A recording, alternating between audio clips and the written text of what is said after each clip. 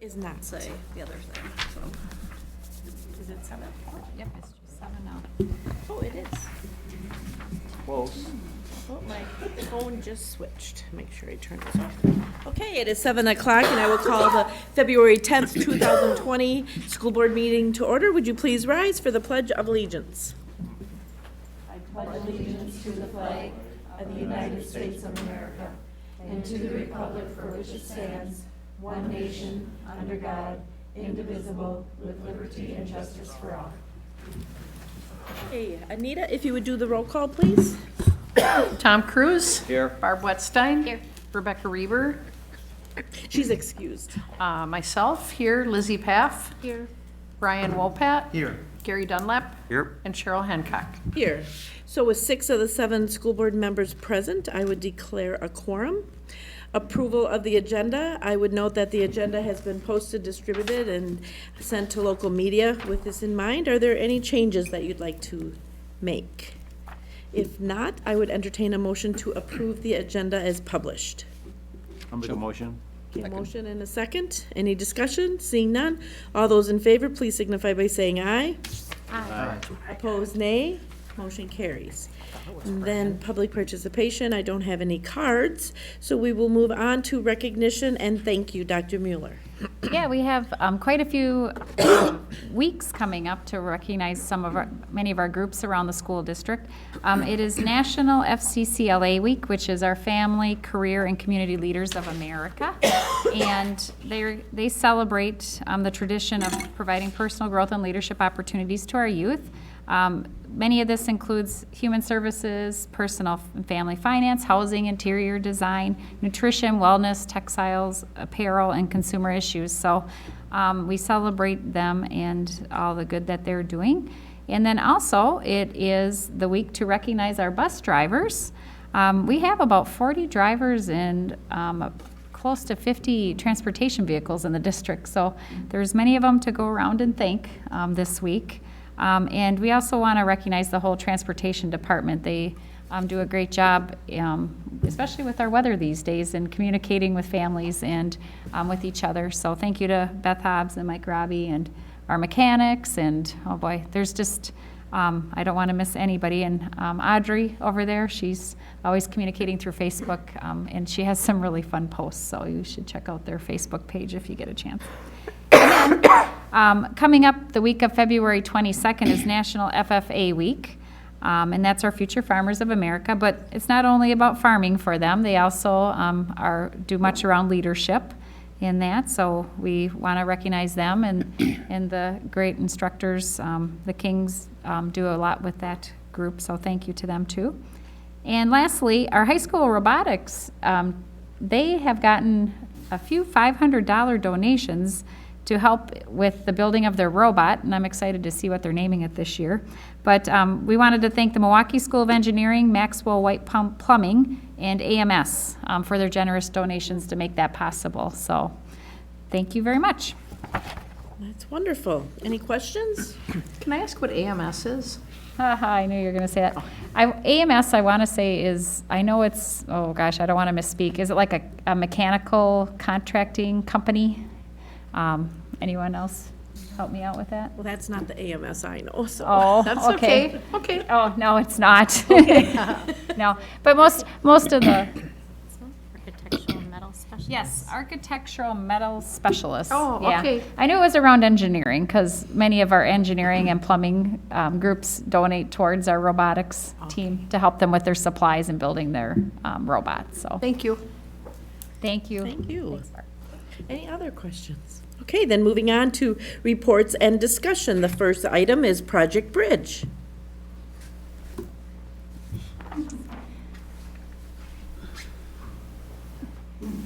Good evening. Thank you. Hello, I have a little slideshow. Tom's getting a sneak peek on his computer. I don't know either. It's okay. Was there? Can't find your mouse on here. If you Oh. double click, it wakes it up. Oh, there it is. Yeah. It had to wake up. It's their Okay. video. That's pretty cool. So I'm just gonna let it play because it's got music and it's kind of loud, and then I'll just kind of talk about each of the Sure. little sections.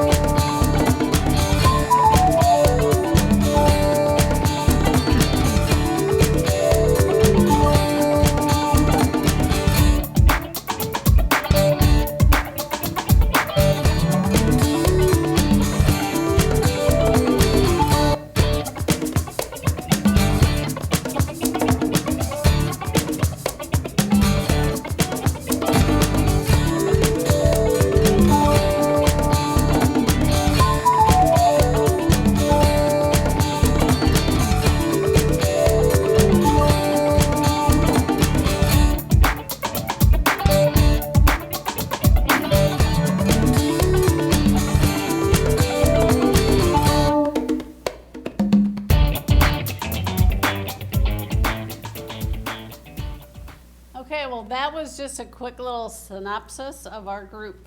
This is year 4 for If you want project. to have a seat so you can speak into the microphone, it tapes better when you do that. Yeah. Thank you. Which, are they both Either on? one. Okay. Yeah, thanks. And then if you want to introduce yourself, Oh, too. I'm Lynn Wilson, I'm the teacher.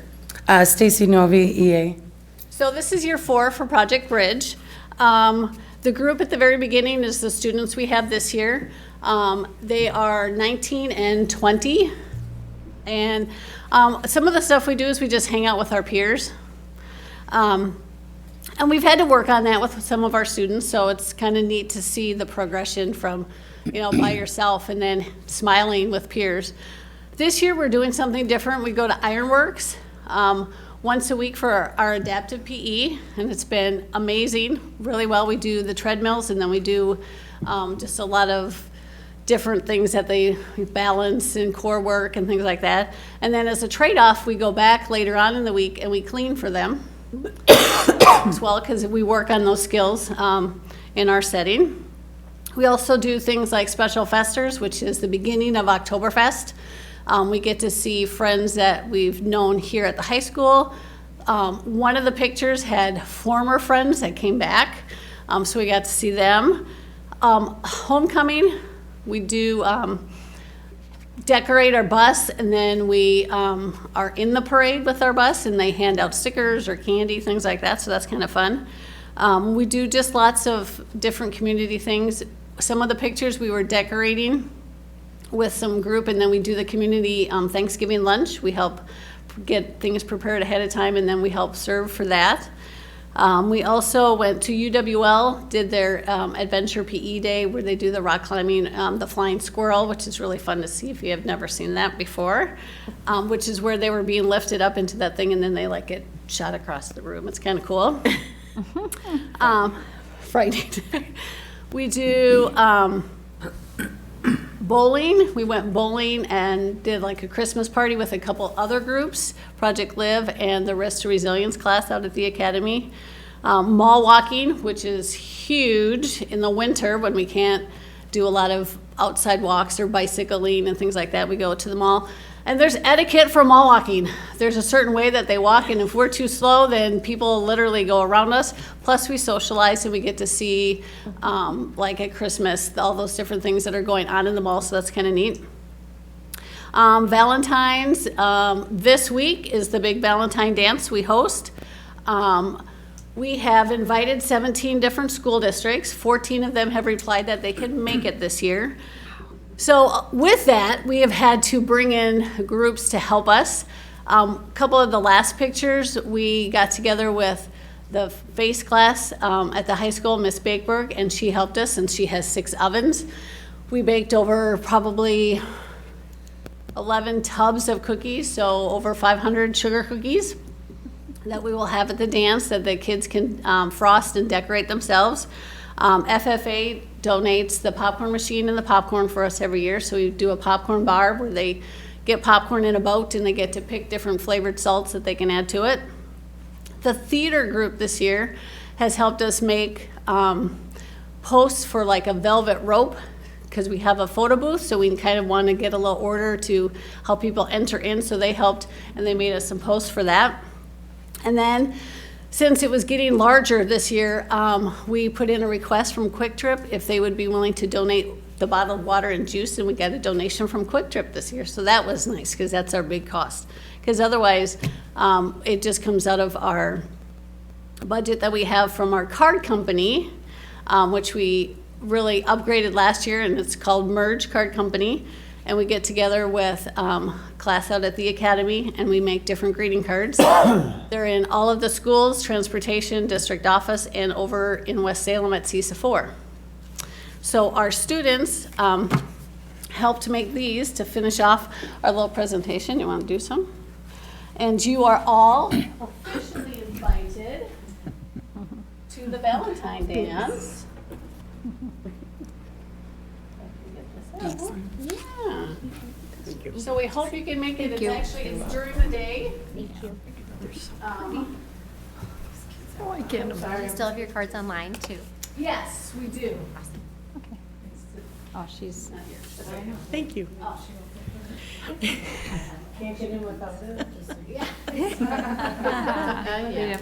make sure she gets it. Any questions you have for us?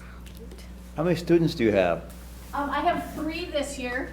It's the lowest number I have, but they're the lowest functioning also, so 3 of them and 2 of us is a handful to go to the mall.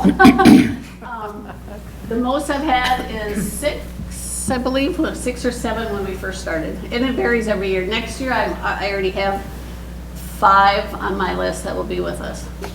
Do you have any, like, down the road contact with them, see how they're doing or anything like that? I do, I keep in contact.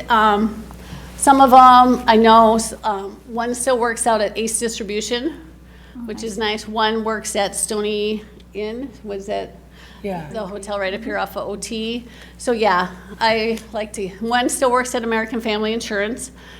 So I like to keep tabs on them. They're kind of my kids because I have them for so many years. I have an uncle in Illinois that works with, he's not an educator or anything, but he works in that type of, helps out in the neighborhoods. And they have a group home they stay in, and they have a guardian, and businesses that they can't drive. They Right. bus or walk to them. It's pretty cool. Nice. Yeah, neat. Yeah. Any other questions? Okay, well, thank you so very Yes, much. We I hope always to like see you hear an Wednesday. update. And did you say 14 schools are coming?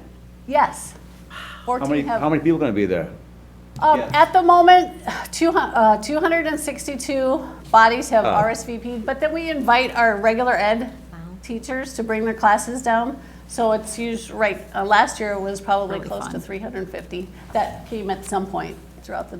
Very cool. So, Neat. Thank you Yes. very much, we appreciate it.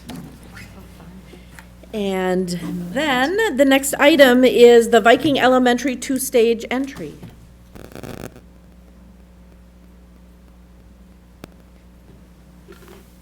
This is not on this evening's consent, but we will see it on the 24th. Yeah, good evening. Good evening. So tonight I'm presenting the bid tabulation for the Viking 2-stage entry. This is part of the 2017 referendum for safety and security. And these projects were split up over 3 years. So initially we did the high school and the middle school projects, followed by Evergreen, and Sand Lake. And now, beginning in approximately May of this year, they'll start the construction on the two-stage entry for Viking. We had a nice competitive bid. We had 6 interested contractors, and we recommend the winning bid go to Olympic Builders. They bid $906,840. And this was several $100,000 below the estimate for this project, so we are pleased with this bid.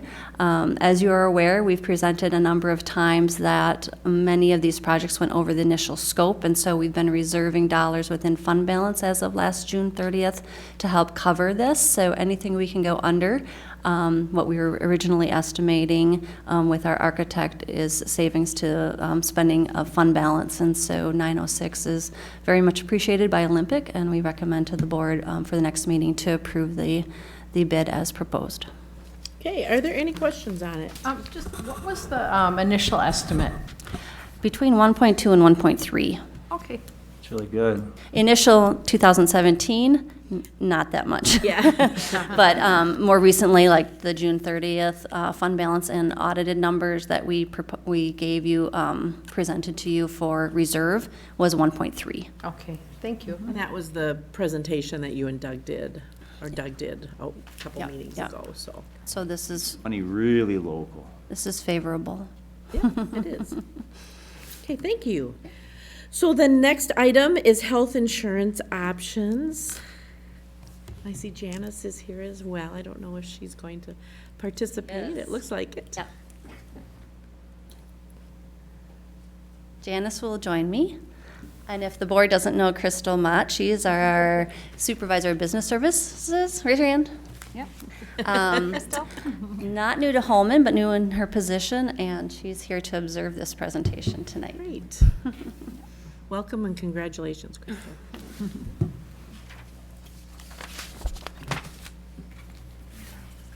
And everybody knows Janice, right? Yeah. From the Insurance Center, okay.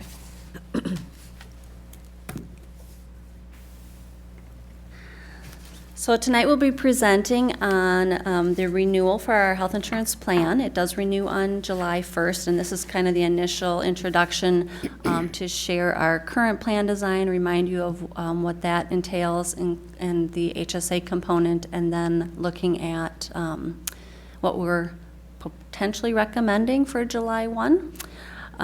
This slide on the screen is our timeline for the renewal. Similar to prior years, we are presenting tonight on some ideas. We will not have our renewal rates back until sometime in April, we estimate. March, okay. So bringing it to you in April. And then we will review recommendations again at that time if we have to make any plan changes based on the renewal. And then share that out with Personnel and Government's ERT and the wellness committees in the spring.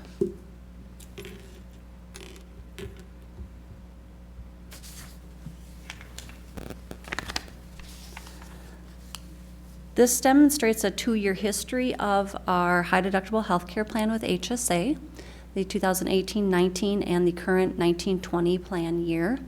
They are very similar in design, other than going all the way to the bottom, basically on the premium increase. Last year, July 1st, we had a 3% increase in premium. So you can see there the change from single and family on the monthly premium total cost, employer and employee. As a reminder to the board, we also have an employer contribution to HSA, wellness benefit, and a base benefit that's right above the premium. So toward the bottom, if you are a single participant, you get a $750 base contribution, an additional $750 if you qualify, participate and meet the eligibility for the wellness HSA benefit, an additional $750. And then likewise for family, it's $1,500 base and $750 for each spouse who, employee and spouse who participates and qualifies, for a maximum of $3,000 on the family employer HSA contribution. Nope. We're going to tag team, so if I miss something, she's been, oh, I went too far. Janice gets to butt in. This is a side-by-side of calendar year loss claims. Remember, our plan year is actually fiscal year July 1 through June 30th, but we demonstrate a side-by-side in the loss ratio experience for the district to get to present you with an idea of what we might be looking at for a renewal. You can see the total 2018 claims, loss claims was 85%. The 2019, we had a little bit more challenging year where our loss ratio was 111% after December. The target is 85%, so 85% loss claims to premium paid is much more favorable and kind of what we're looking for and the carrier is looking for as far as a favorable renewal. If you recall last year when we started meeting with you in February and in March, the loss ratio was showing very favorable, and I predicted that we knew that there were some pending claims out there that were going to be pretty significant in the first quarter of 2019, and that's reflected in this presentation that you can see that for 2019 there was a real spike in claims the first quarter of 19. And then it kind of balanced out again probably from August on, which is normal. With the renewal July 1, you're going to see there's going to be a drop in the claims processing for a couple months. So that's truly reflected in the data for 2019. Sorry. This is a 7-year history of the annual loss ratio. You can see back in 2013, we had loss ratio over 100%. It was about 2015 when we started the conversations in changing plan design. And if you recall, we had 3 plans. I think when I started, we had 3 plans. Introduced a high deductible healthcare plan with HSA component in 2016, I believe it was. And at that time, we had plan 1, 2, and 3. And then each year since then, we dropped the other 2 plans based on their pretty high loss ratios and the impact to the overall premium increases. And now you can see that 2019, 111% again on the loss ratio. So.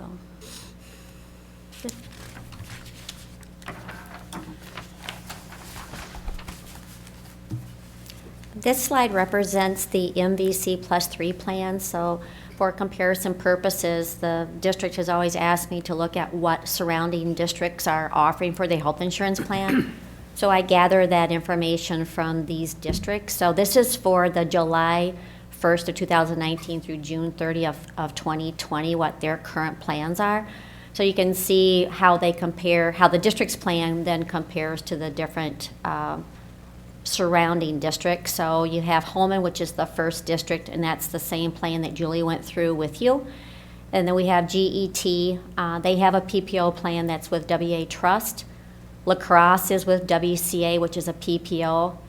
Melrose Mindoro is with WCA, which is a PPO. And then Onalaska offers 2 different plans. The first one represents Quartz, which is identified as an HMO.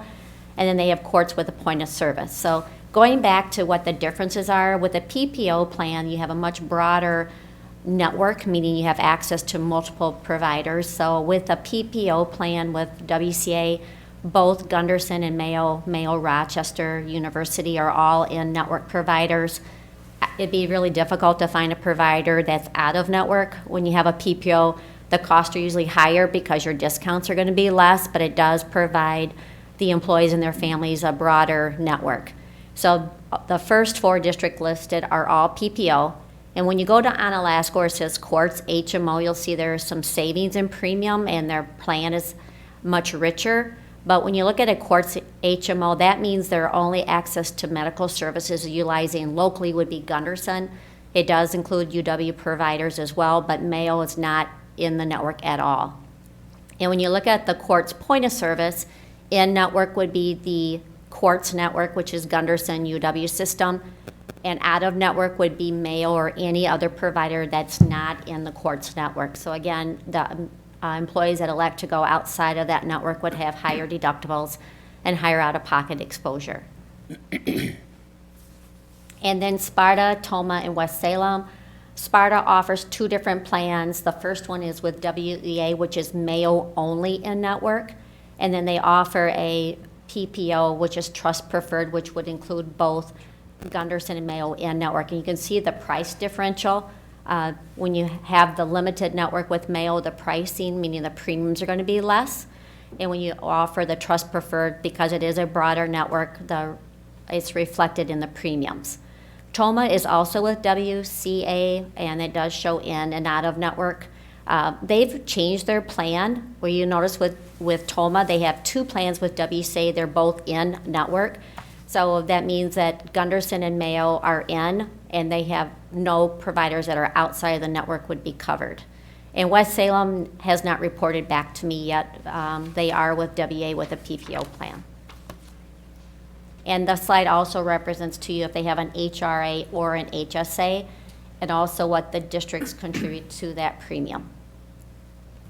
And then the next slide that Julie's pulling up is the local private employers. In the past, you've asked me to show what private employers offer their employees from a health insurance perspective. So at the top, it shows you what the eligible employee count is. Then it also shows you if it's an HMO point of service plan. So you'll see that with the private sector, more and more employers have elected to go to an HMO type plan because it saves on premium. And so therefore, the employees do not have the flexibility of selecting their physicians. It's going to be driven either towards the Gunderson providers or the Mayo providers. So they don't have the flexibility of having both.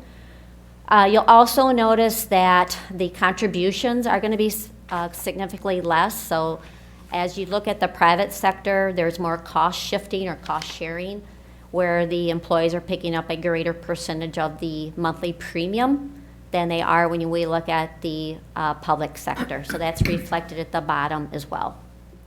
And there's 2 slides that reflect the local private employers. And these are going to be 2020. So our larger employer groups in the La Crosse area renewed January 1st. So this is their plans for all of 2020. And this is another slide as well of the other employers in the La Crosse area. And the contributions, and if they do contribute to an HSA or an HRA, they're reflected there. And you'll notice that the HSAs, if they are an HSA qualified plan, in most cases, the employer just does not contribute to the HSA, but the employee certainly could.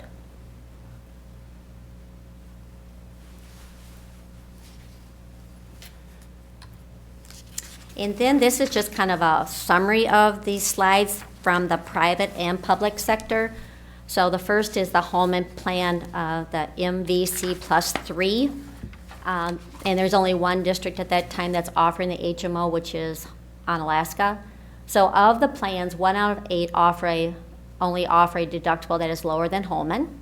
3 out of the 8 have deductibles more than double of Holmen's.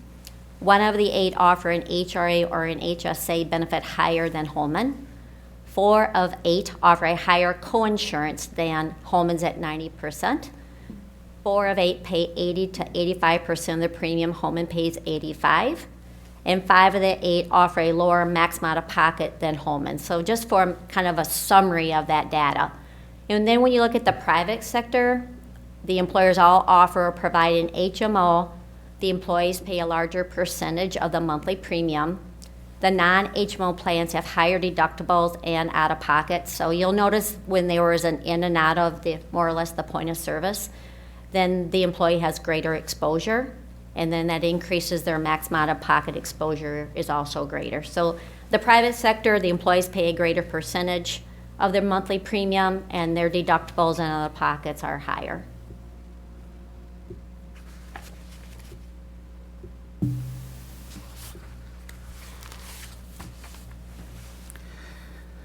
So this is a side-by-side of our current 1920 plan and a possible recommendation of the status quo for next year.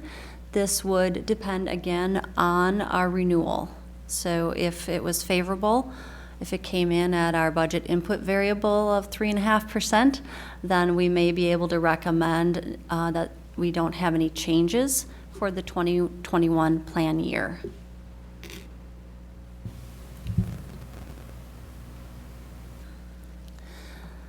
This slide has the 2019 plan year, and the comparison is an alternative plan.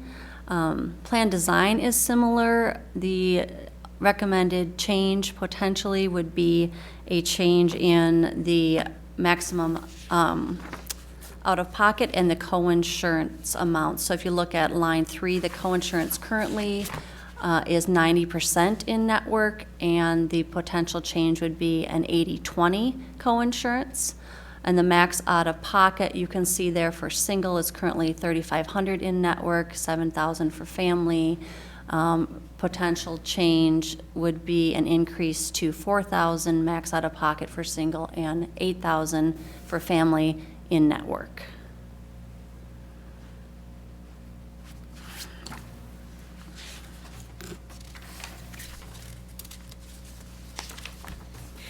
Can I ask, the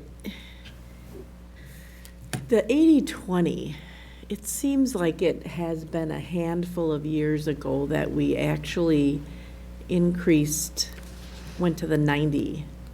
Do you remember? I'm trying to remember the reasons behind doing that, and I think if I can recall correctly, and this is, I'd have to go back and dig through my records, but initially, there was 2 different carriers at the district, and there were 7 different health insurance plans, and there were renewals January, July, and 9/1. So I think when we looked at trying to align, there was a process to try to align all with one carrier so that we have really good, more data, and then to have everybody on the same plan. I think that was kind of the way that we migrated it to that component of it, because I think there were a few plans that were 90-10 and some 80-20. And the teacher's plan, or that plan, I think, was at 90-10, so we wanted to try to, because that was the bulk of the staff were on that plan, that's the way we moved it to. But I could go back and look through all the data, Cheryl, and be able to tell you. okay. We don't have to do that data now, but if we would find negative impacts and increases, it would be interesting to know what does that mean per person. So we're increasing the out-of-pocket 500, I think is what it was. Correct. But if we increase it to 90 or to 80-20, what's that going to look, what's that dollar amount? And you won't know until you get those I don't think you will premiums back. know until they experience and exceed their deductible. Right. So it's a per participant cost increase. But the maximum could be 500 out of pocket, and we would know, when you bring it back to us, Sure. we would know what the premium would be. Based on single and family Right. participation, we Yeah, could give you and what that estimates on that 10% 's gonna impact, if they reached it, correct? Yeah. Yep. Yeah, I think that would be helpful to me to know. I do before. think that the high deductible healthcare plan introduced in 2016 always had a 90-10 Right. coinsurance. So that component has not changed since we introduced this plan. Right. But the previous HRA, we had 2 HRA plans in 2015. Right.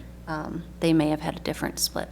It's just if going to 80% means the person's premium cost is $750 plus the 500, then it's a $1,200, increase. It's just, I just would be curious to know where it might be better to raise out of pocket versus the premium, the ratios. I just would be curious about those numbers when we look at that. But I did hopefully re- we won't see an adverse. Sure.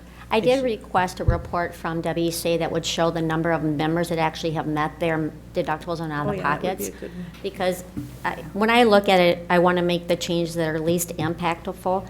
So if 85% of the members have not reached that maximum out-of-pocket, then there's a smaller population that potentially could be impacted. But looking at the overall premium savings, so once we have some more reports that we can report back to you, then it hopefully will make more sense on some of the recommendations too. Yeah, and could you go back to the slide that talked about with the 111% of premium? This one or the previous one? Yeah, no, this one. Okay. So, the dollar amounts, though, if you look in 2016, 17, and 18, those were really low years. If you look at the other, 13 was actually a much higher loss, a much higher dollar amount, the actual dollar amounts, and then you look at 14, not so much, but 15 compared to 19 is very close. So, even though the ratio is higher, the actual dollar amounts aren't that much different, so. Right. We've been able to hold premiums very steady over the course of time by, first of all, by introducing the HSA, which is the only plan now, but when we made that recommendation, we knew there would be a smaller population that would feel comfortable with that different type of a plan design, but we could project over that next several years that a steady migration would happen, and that's really what, once they felt comfortable with that HSA type plan, then we've seen more and more employees be engaged in it. Yeah. And it was actually a plan that had been requested over a period of time, and we were just kind of making baby steps to get everybody aligned so we could make that proposal to you. Right. Wonderful. Thank you.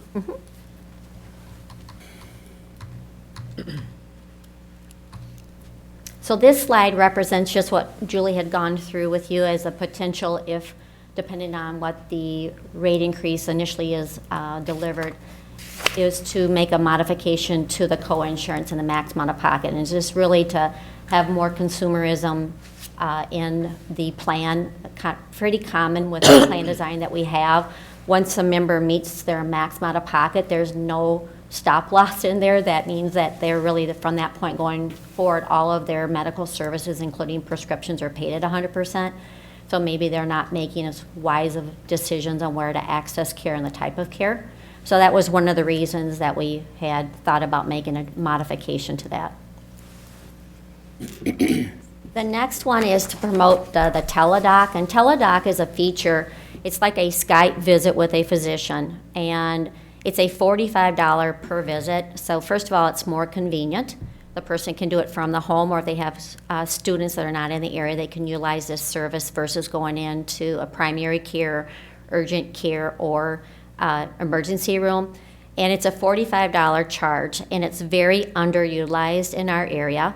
And it also includes behavioral health services, and there is very much a shortage of providers in that arena in the La Crosse area, and we're finding that we're having phone calls quite often from a member, and it's a 3 or 4 month wait to get in to see some of the practitioners. And that's not just WCA. It's just accessing to providers at Gunderson and Mayo. There's a shortage. So the teledoc did add that behavioral health services last year, and we did send a direct mail piece to members' homes to try to promote it, but I think we've got to figure out a better way to reach members to promote this utilization. So we have some data that we received from WCA that reflects this. So it just shows you for the numbers. So total year to date, there's only been 16 members total that have utilized the teledoc service. And just by those 16, based off the actual reason that they called in, it saved the plan $7,552. So if you think if we can initiate more and more members to use teledoc and have that type of savings, that's true savings on that claims loss ratio that we reviewed. So this is just with teledoc with the 16. So this shows you with the utilization, we're at 4.6% based off total membership. And the savings per episode that's based off each call that was made was $472, which reflects a savings of $7,552. And with regard to the behavioral health, there's been no one using it. So again, I think when we do the open enrollment meetings, we talk about it, and we've actually have some information available to the members that attend. But I don't think we're reaching everybody at home or those individuals that don't attend a meeting. So we got to figure out another means to reach out to all members. Are they able to access providers, so like through mail, that aren't necessarily in La Crosse, like behavioral health? Would they be able to access providers in Rochester? They're in the network already. So Mayo Rochester is a part of your health plan here. The one thing that I've also found is that if they're utilizing the teledoc and they need greater resources than what they can reach through teledoc, they will actually reach out to local providers, and the appointment setting is getting a very much reduced time delay. So that helps a lot too. So maybe they can't utilize or provide the services that that individual member needs, then they will contact local providers, and it does help expedite appointments much quicker. We're also hearing that if they use their primary care physician, they can access that behavioral health quicker too. Yes. That they can get those referrals and get them sooner, so. If somebody's in that type of a need, you don't want them calling in and being frustrated because they can't get in for several months. Yeah, Because 6 months, yeah, sometimes it takes a lot just to make that phone call. yeah, exactly. So Barb, this did you one have is a- utilizing, part of WC's contract is utilizing our 2 local cash clinics. So we have the Neighborhood Family Clinic and we have the Community Care Clinic. So if any member utilizes those 2 facilities for medical services, those services do not count towards that loss ratio that we just reported. So those dollars are paid directly by WCA and are not calculated into loss ratio. I know the utilization is improving because we certainly promote it. We have brochures at every building that talks about this. And so the numbers here reflect what was paid in 2018. So 70,563 was the Neighborhood Family Clinic, and the community care was just over 6,500. I don't have the numbers yet for 2019. I've requested it, so that's pending information. But when we shared this information last year, Holmen's was about 50% of what La Crosse was at that time. So we know we still have room to make up there. I do feel that there has been increased numbers because the one thing that we always promote is that if they utilize the cash clinic for medical services, it doesn't count towards their deductible and their out-of-pocket. So first of all, they don't have that financial exposure, and then they can also preserve their HSA account. So those are good things. They did open that new location between Onalaska and Holmen. So that is available. Yep, I've used it already, so right by, yeah, OT there. Right. So it's, the access is much easier than on Rose Street. The only thing I've talked to Dr. Thompson about, their hours are from 8 to noon, which is very, I said, school districts can't utilize 8 to noon because they're teaching or they're in the One workplace. day they were 4. What? One day they were open until 4, Okay, so. we've yeah. been pushing them to expand their hours because it's really restricted from 8 to noon. But again, it's closer, and the ease of accessing, and it's a new facility, I think is really nice. Barb, did you have a question? Well, just with the teledoc, my insurance plan offers that, and it is amazing, and it's as easy as they say. Yes. But also, they did offer something where I work, and I can't remember the specifics, but there was something for any first-time users of teledoc, like you got your name in the lottery for like, and it was like a person, like it was something you want, like it was like a personal day or something. But, you know, which everybody wants, right? So, but just a suggestion, but there was something that, some incentive, and I remember me thinking, I've already used it once, shoot, I'm not in the running, so. Right. I actually met with WCA a couple weeks ago at the State School Board Convention, and we were talking about how it's underutilized. And they're willing to run any type of a campaign, like a direct mail piece again. And even if we run a contest for them to set up their teledoc portal, so it's ready to be used, so that at least it's ready, because sometimes that's a deterrent if they're not feeling well to go through those steps. So we could run some type of a campaign, just if, even if they establish and get it set up, their name goes into a drawing. And I think that's what it was. Okay. Yeah, but it was nice for me when I finally did use it, then I realized how easy it was. Right. And I think if you can get people over that first, then you'll actually think of it, you know? Absolutely. Yeah.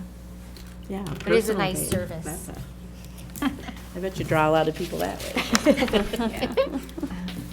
And so this is just kind of a summary.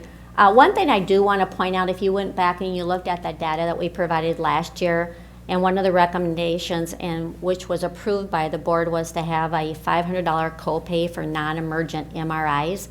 And the reason we brought that up is because of the Smart Choice MRI that was going to be opening in West Salem, which was supposed to open July 1. Last July 1.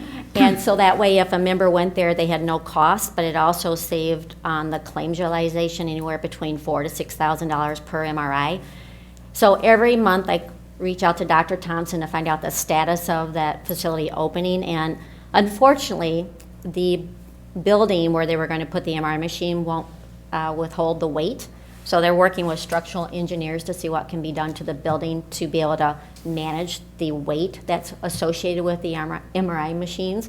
You would think they would have considered that prior to the purchase of the building, but that's what the delay is. So that's still a part of your plan, but when we found out it was going to be delayed, I removed that requirement from your plan, so no member's been charged a $500 copay because they don't have access to it locally. But I would feel that once that is open and operating, that we should have that be a part of your plan again. Okay.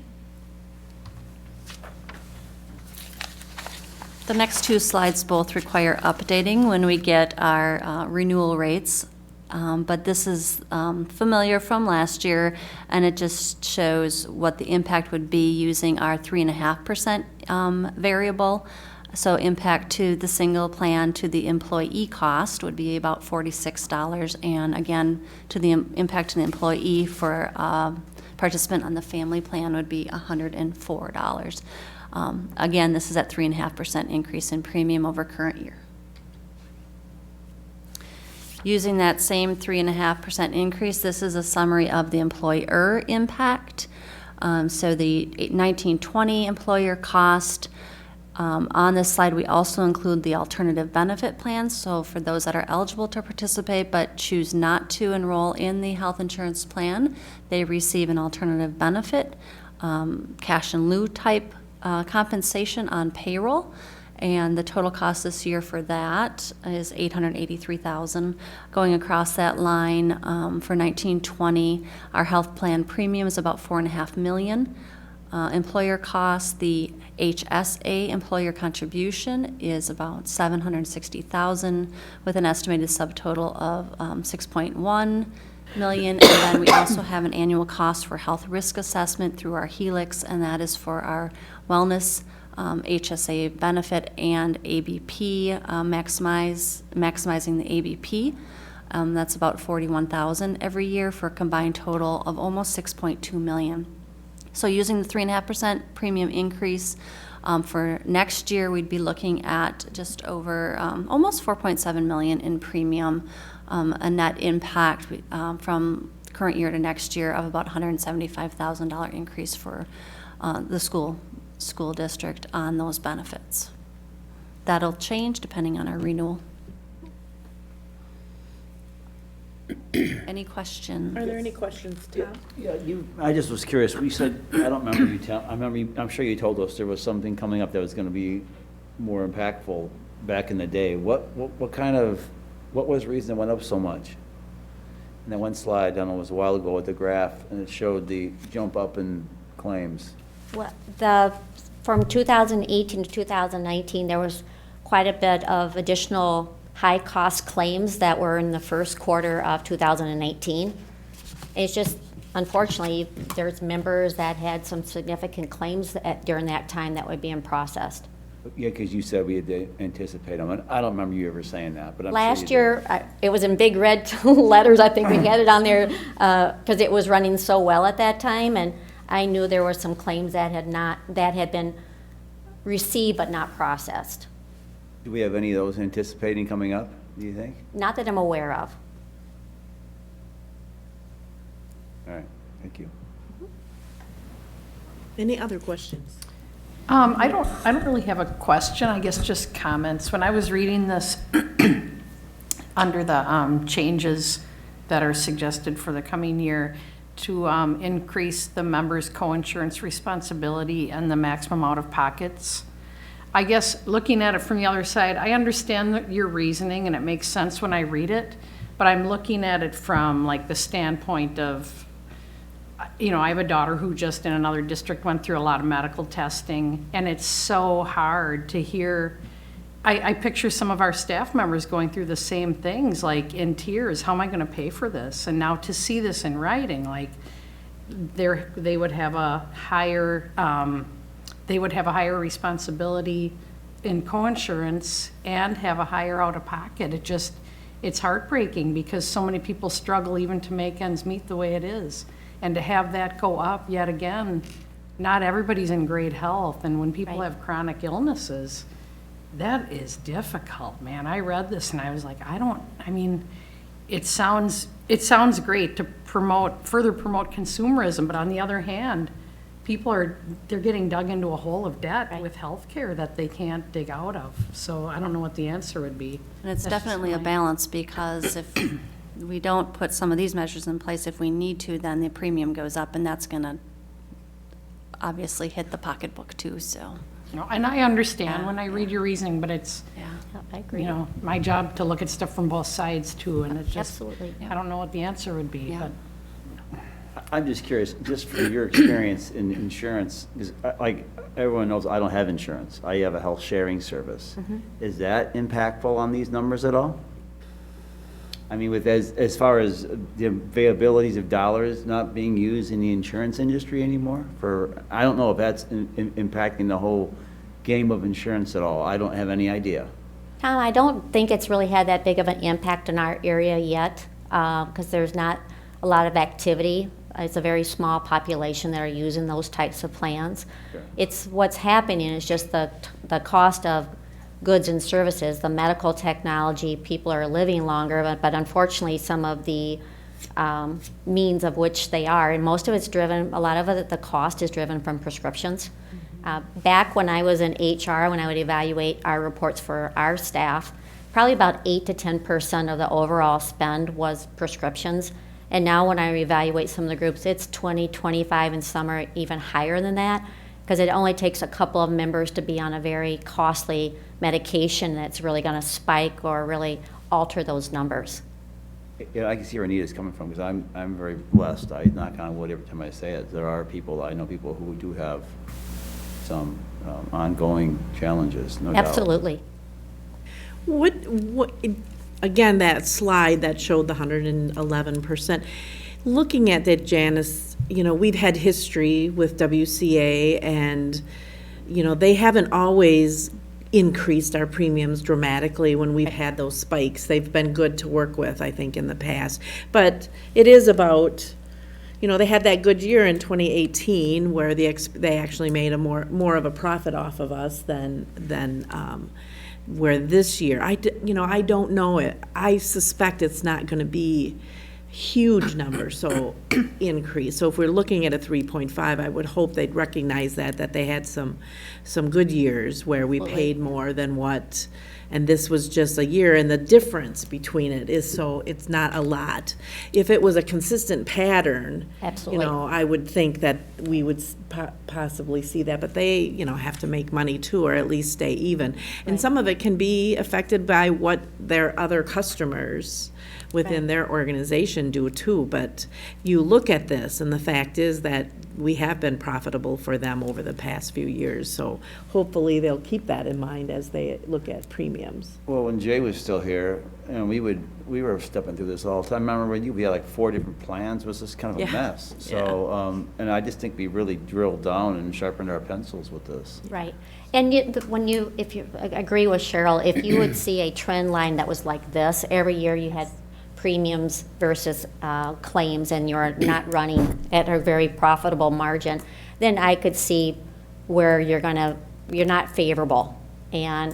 But with the fact is we've run very well, and when you look at the fact that some of the high cost claims had a huge impact on the group, and so they have to take that in consideration. It's not a large population that are unhealthy. Unfortunately, we just had a few members that had very high or significant claims that really skewed that. Now, if you take those claims out, you're running very well. But unfortunately, it's a picture of time, and you can't just pick or choose which members you want to pull out of that. The consumerism comments and the future plannings and stuff, do you see, Janice, right? Yes? Do you see a certain type of plan as making the district less vulnerable for spikes and stuff? Do you have a preferred plan? I don't want to corner you with that, but I know that I really appreciate your detail and the comparison. It kind of can overwhelm the common man like me. So I just was wondering, do you have any recommendations besides more consumerism, a different plan altogether to try to I think the plan that you have is working extremely well. Otherwise, we would have seen a consistent drive. The plans that we initially had when I talked about when we were trying to arrange everybody to be on the same plan, the same cure, the same renewal, that was very difficult to manage and get really true good reporting. And over time, like Julie said, we had 3 plans because we took baby steps. We had a $500 deductible, and I think it was a $1,000 maximum out of pocket, and we were getting feedback from employees that said we'd rather have lower premiums than have higher out of pocket, but have the availability to have an HSA account, which is a health savings account where they could start funding it, and then the district is also funding it. So hopefully they're building up a reserve, so if they do have a bad year, then they have those dollars in their HSA account to help offset the increase in their out of pocket. But the plans that you have in place with the HSA are very favorable. Good. I thought so. All right, well, more information to come, but we really appreciate your coming out and sharing this with us so that we can Absolutely. have an understanding as we move forward. Thank you. So then we have 5 items on the consent agenda. I would entertain a motion to approve the consent agenda as presented unless you have something you would like to have pulled out and considered separately. I'll make the motion. Tom, and then Anita seconded?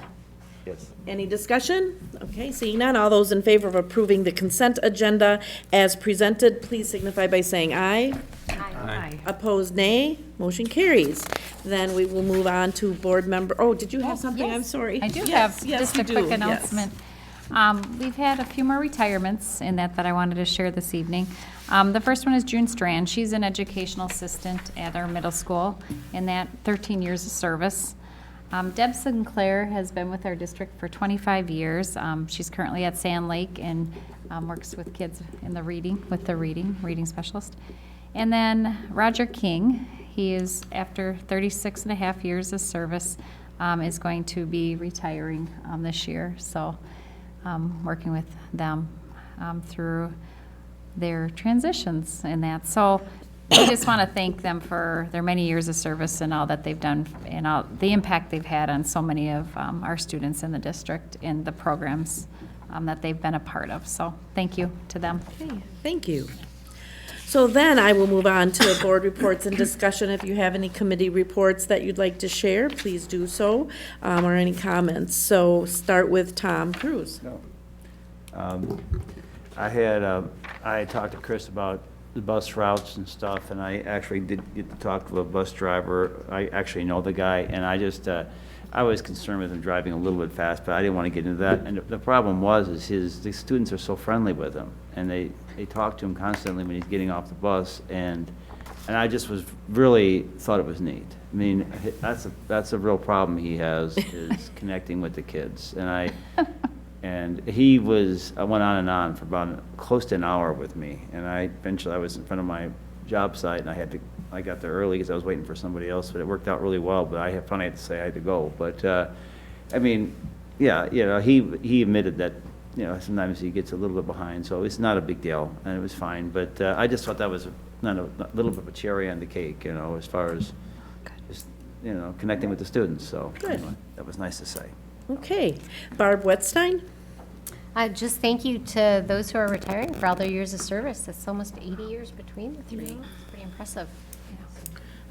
And then Anita Jagosinski? I have nothing at this time. Okay, Lizzie Paff?